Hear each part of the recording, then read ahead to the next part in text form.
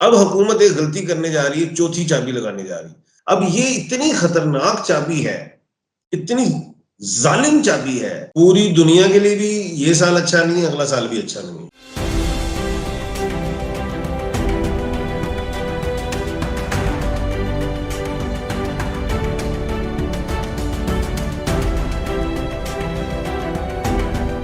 अस्सलाम वालेकुम, मैं हूं फलक शेख और आप देख रहे हैं फलक शेख ऑफिशियल।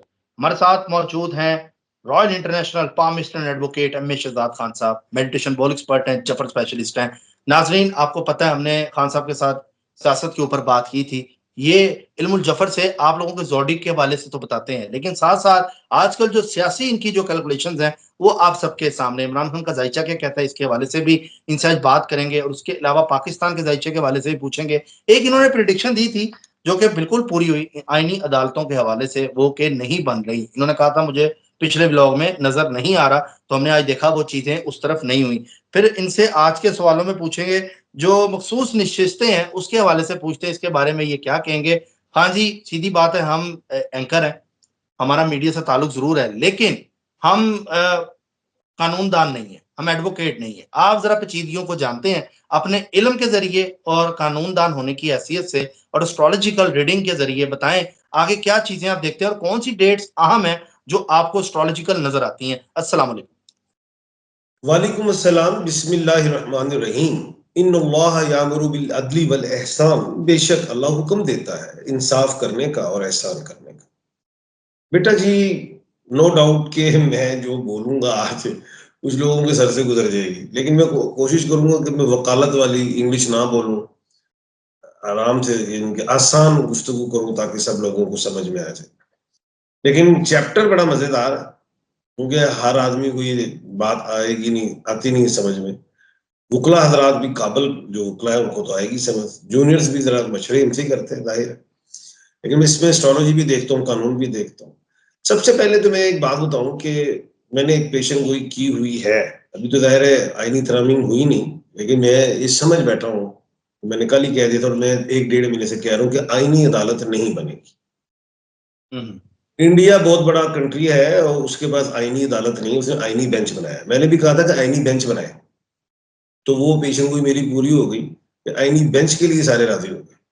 अब आईनी बेंच में ये होता है कि उसमें फिर जो क्या कहते हैं चीफ जस्टिस जो इस सुप्रीम कोर्ट के हैं, मुझे माशाल्लाह यही हमारी माँ है, वो उसके अंडर होगी, आईनी बेंच उनके अंडर होगा। अगर आईनी अदालत बन जाती तो फिर आईनी अदालत को पावर मिल जाती, ये सुप्रीम कोर्ट कमजोर हो जाती।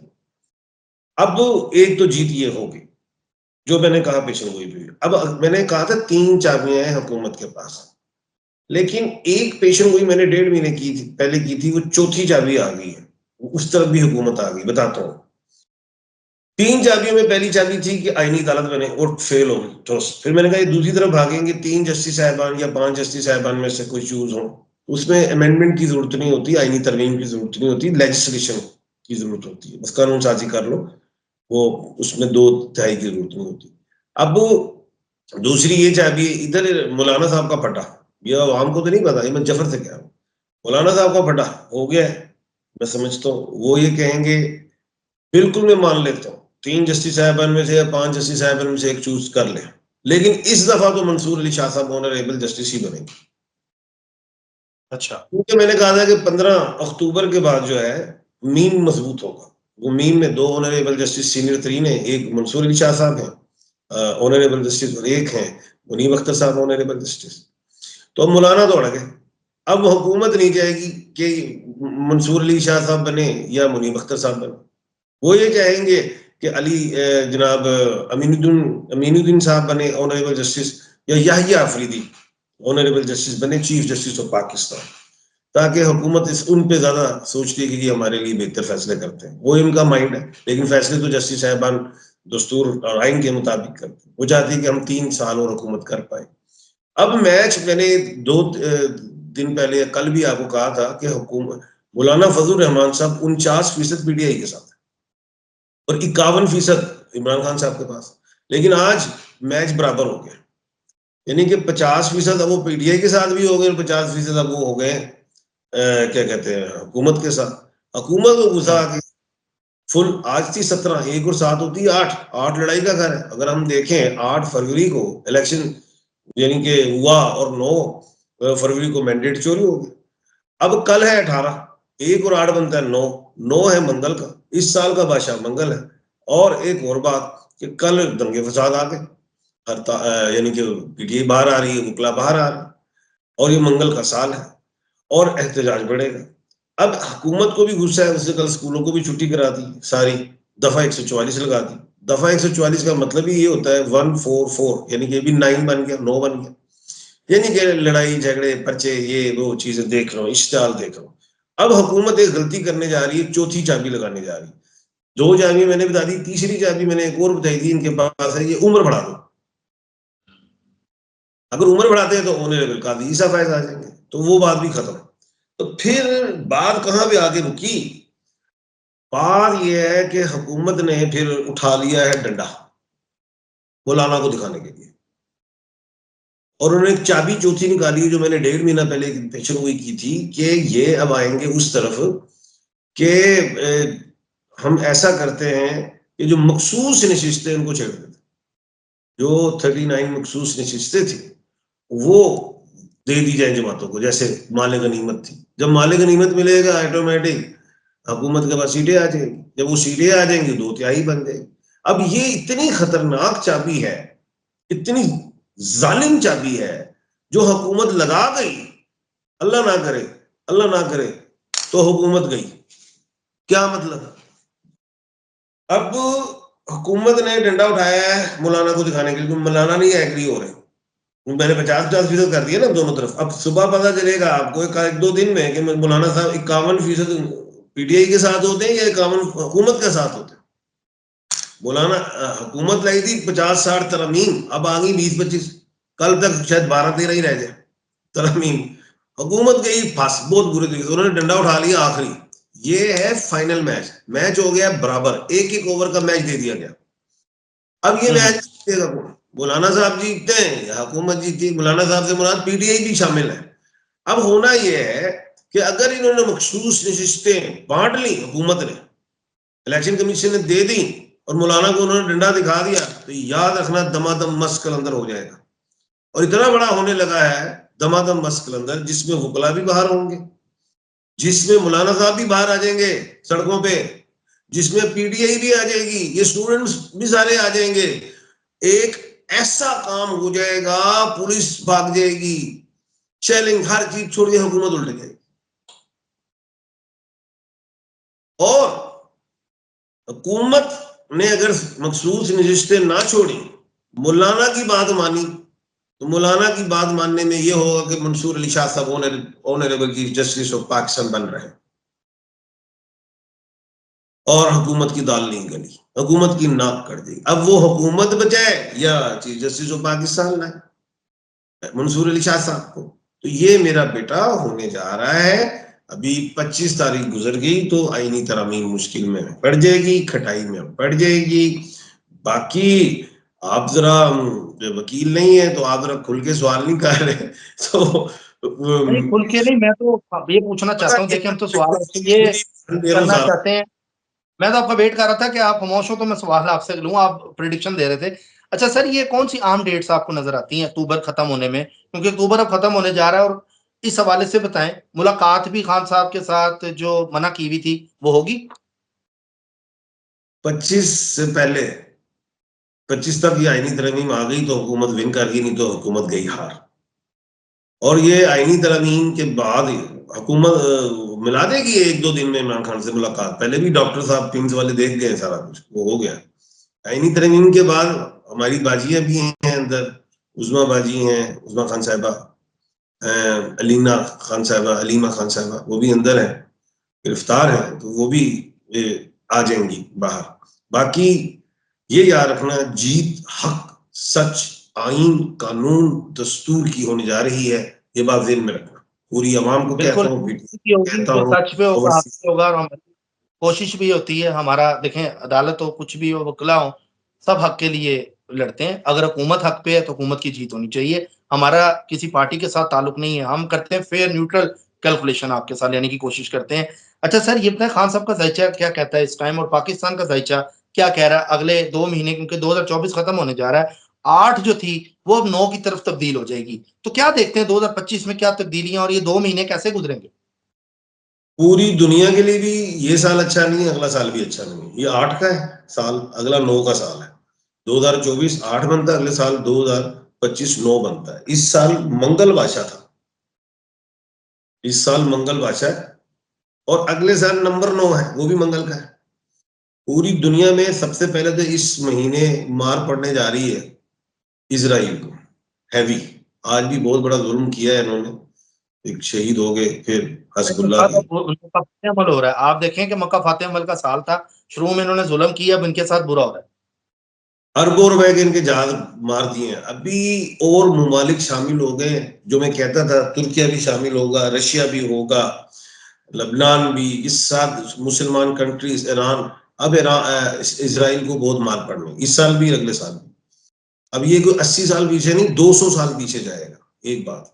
दूसरी, हमारे मुल्क में सियासी इस्तेकाम उस वक्त आएगा जब आप इमरान खान को बाहर निकालेंगे और उनको वजीर आजम बनाएंगे। इमरान खान, पेशन गोई कर रहा हूं, वो 100% वजीर आजम बनेंगे।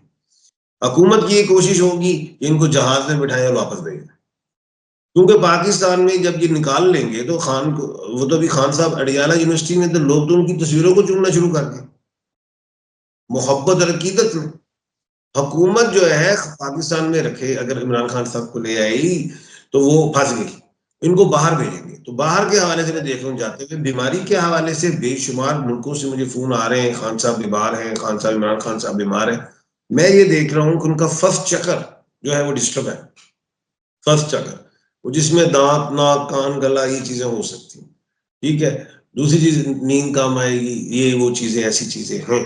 लेकिन अल्हम्दुलिल्लाह फिजिकली वो फिट है।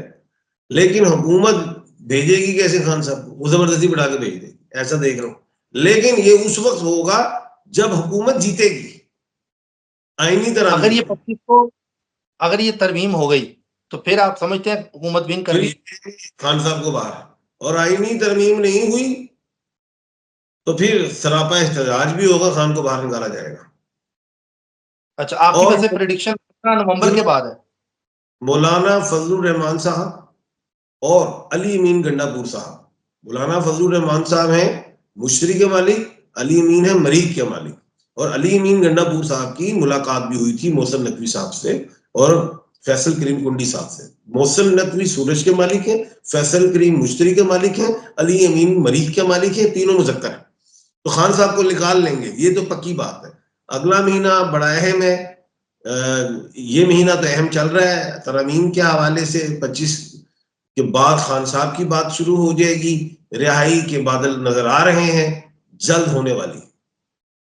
चलें खान जी, बहुत शुक्रिया आपकी कैलकुलेशन का। नाज़रीन, ये एस्ट्रोलॉजी, न्यूमरोलॉजी कैलकुलेशन का इल्म है, ये गलत भी हो सकता है, हतमी फैसला मेरे अल्लाह का है। अल्लाह के चाहने से ही सारा कुछ होता है। ये जस्ट एक जो एस्ट्रोलॉजिकल नॉलेज रखने वाले लोग हैं, ये हमें प्रेडिक्शन थोड़ी बहुत देते हैं अपने हवाले से, अपने जो इनके इल्म के हवाले से, इल्मुल जफर से एम ए शहजाद साहब हमें देते हैं। सर, आपके जैसे सवालात भी हैं लोगों के, मैं चाहूंगा वो भी हम ले लें।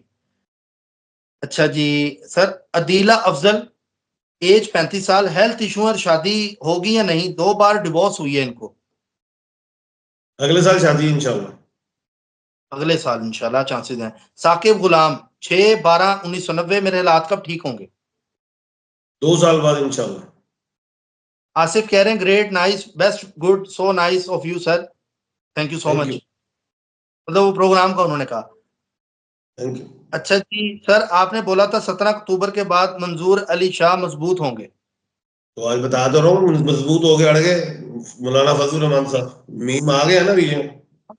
जी जी। सुफियान तुफैल, मेरी डेट ऑफ बर्थ है 18 अक्टूबर 2008, मेरी स्टडी के बारे में बता दें सुफियान। अच्छा, एक और बताऊं, अच्छा चले खैर, स्टडी के हवाले से बेटा आप बिल्कुल पढ़े भी, आगे इंशाल्लाह निकलेंगे आगे, और कोशिश करें कि इंजीनियरिंग में जाएं या कैलकुलेशंस में जाएं।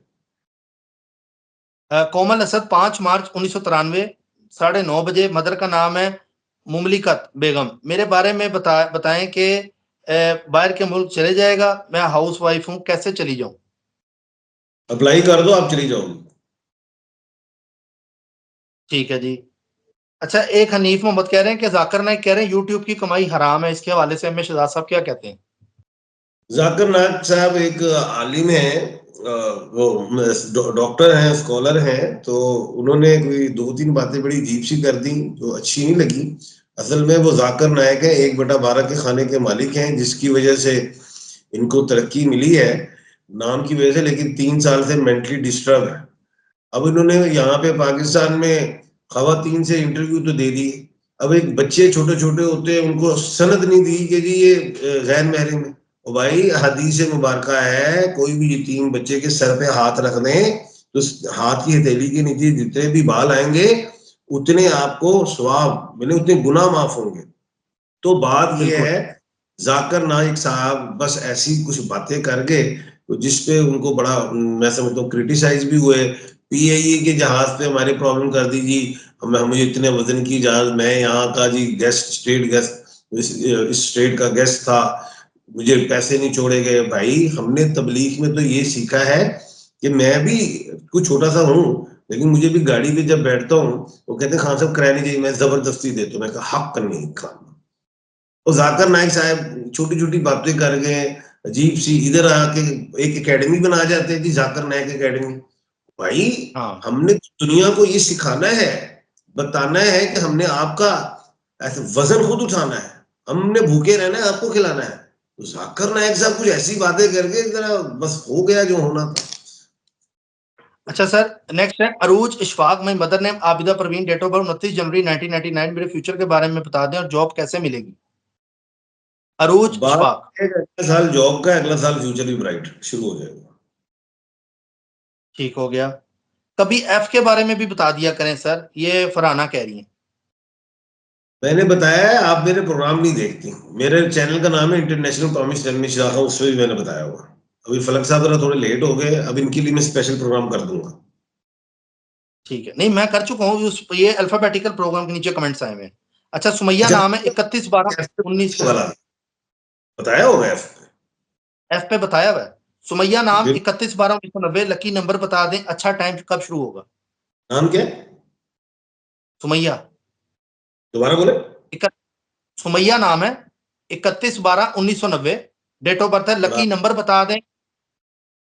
बड़ा प्यारा नाम है, हज़रत सुमैया रज़ी अल्लाह तआला अन्हा थी।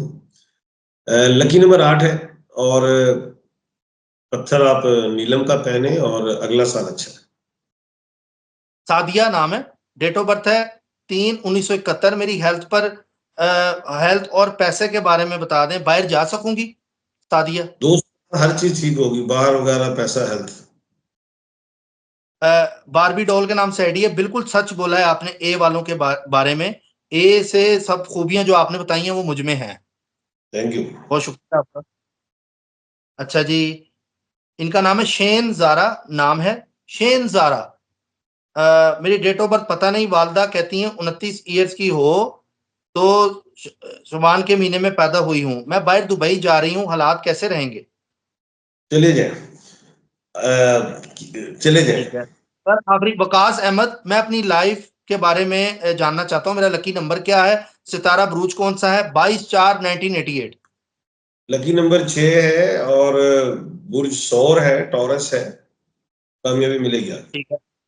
उमर, वालदा का नाम राबिया, 12/12/1983, काम से बहुत परेशान हूँ, काम कब बेहतर होगा उमर का? अगले साल से बेहतर इंशाल्लाह। इंशाल्लाह 2025 से उम्र की बेहतरी है। नाजरीन, आप लोगों के सवालात भी लेता हूँ, मैं कोशिश करता हूँ कि ज़्यादा से ज़्यादा एडअप करूँ, फिर भी लोग रह जाते हैं, मैं मानता हूँ। आप लोग अपना नाम, वालदा का नाम, डेट ऑफ बर्थ अगर नहीं भी पता तो लिख दें, पता नहीं है, या दाज़न लिख दें, ये उम्र है। नीचे कमेंट करें।